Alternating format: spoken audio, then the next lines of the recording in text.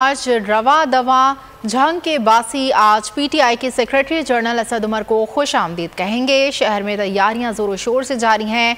चर्ची ग्राउंड में आज बड़ा पावर शो किया जाएगा। मजीद तफसीलात जानते हैं हमारे नुमाइंदे सैयद अदनान नूर से। सैयद अदनान, बताइएगा कैसा जोश जुनून देख रहे हैं?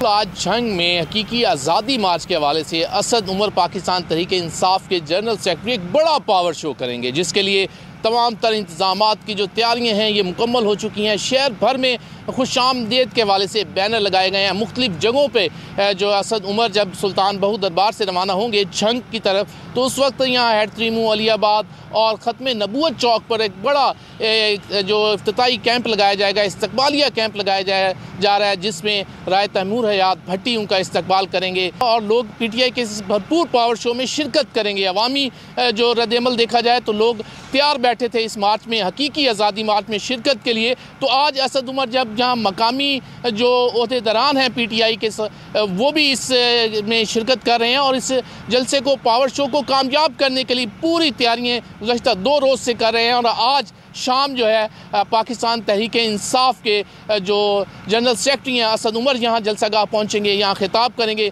उसके बाद जो वीडियो लिंक पर तहरीक इंसाफ के चेयरमैन इमरान खान खिताब करेंगे और उसके बाद ये हकीकी मार्च